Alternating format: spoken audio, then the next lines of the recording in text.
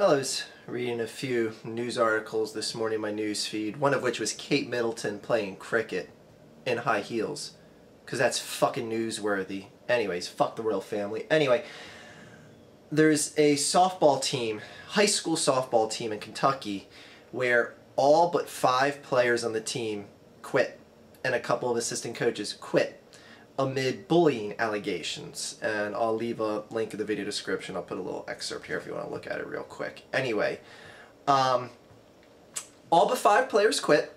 In case you don't know, you need at least 9 players to play a game of baseball.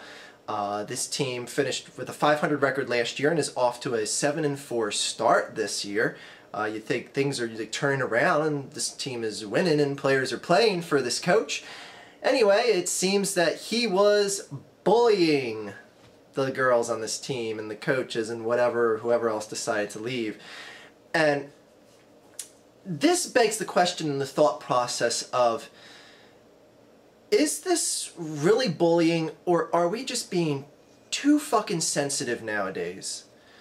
Because when I see high school and what I envision high school to be and what I saw when I was a youngin' way back in the 1930s, high school and bullying, when it came to sports, was non-existent. I mean, sure, it was there in an instance or two. I shouldn't say non-existent, near completely non-existent. And stuff that I personally saw from coaches, I played baseball, hockey, and soccer, and stuff that I've seen personally from coaches, I feel today would be construed as bullying or harassment or intimidation. But here's the thing. I see that as a necessity to getting someone ready for the way real life works. There should be a little level of harassment, of bullying, and it's all up to your perception of interpretation. And what I'm getting at is, things shouldn't just be all cookie cutter, just, oh well, we'll get them next time. Oh well, you played bad today, don't worry about it. Oh well, we haven't got a single win all season. Like I'm sorry, even if you're playing good, there should be an intimidation from the coach figure, from the quote-unquote boss, to push you to want to do better. Because even someone's best can be exceeded. And sometimes that little push of intimidation, that little extra harassment, that little, do an extra lap, that, stay late for practice, etc., that could be seen as bullying, and oh, they're pushing these young kids too far. Granted, these kids are in high school, they're about to enter the real world. Like, I'm sorry. Now, granted, there is significant instances and significant acts that can be construed as taking it too far. There absolutely is always going to be room for that. And like I said, even in my day, there was instances where shit got taken too far. But the fact that just this instance in Kentucky of these girls, that seem to be playing for the coach, coming out to a 7-4 record, it looks like they were playing and they were actually winning. Now, was this coach harassing them? Who knows? Who knows?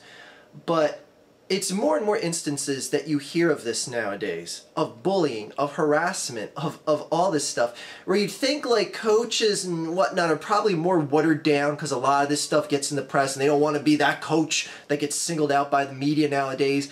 So you got to wonder, in a society where the climate is like, okay, we can't push these kids too hard nowadays. The fact that more and more of these instances keep popping up in the media, that speaks volumes of just the sensitivity there is in society. Like, I'm sorry, I'll give you an instance here just to kind of wrap things up. I remember on the soccer teams I played for, every single coach did this.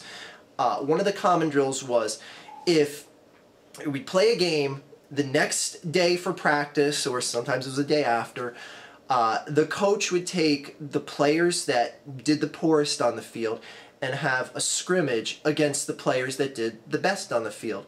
And the coach would sit on the sidelines and he would root for the players that did good, like, oh, stick it to him, stick it to Jimmy, yeah, shoot again, just like, just shove it down his throat. It would be a complete decimation. The scrimmage would often end up like 10 goals to none. And it was humiliating to be on that team, which, sorry to say, I was on that losing team some of the times. But it would make me want to not play poorly for the coach. So the coach didn't see me as one of those guys that played poorly, and I wanted to be on the other end.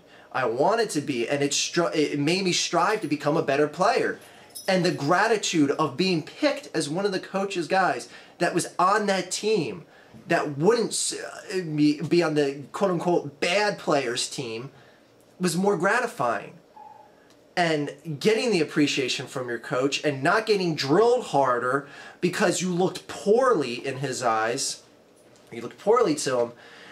I don't know. There's like an instance like that. I'd be like, oh my God, they bullied my son. They put him against a team in a scrimmage game where he was completely embarrassed, and they were routed by the good players. The coach put all the best players against the poorest players. It was terrible. No, I saw that as motivation.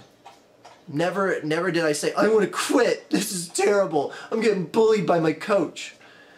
Anyway, something like that nowadays, I wouldn't be surprised if it was like, oh coach, you're bullying these kids. They're getting bullied by the better players if you constantly pit them against each other like that. Anyway, I don't know. I see instances like this. I mean, it's just pussification. It's just oversensitivity. And it is just running rampant. And again, I'm not saying this instance in Kentucky isn't, warranting all but 5 players and assistant coaches to walk off this team. But was it really that bad?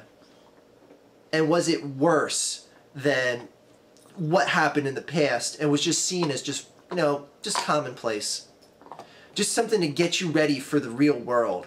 Because I'm sorry, anything in high school that helps prepare you for the way things are in the real world, I'm all for it.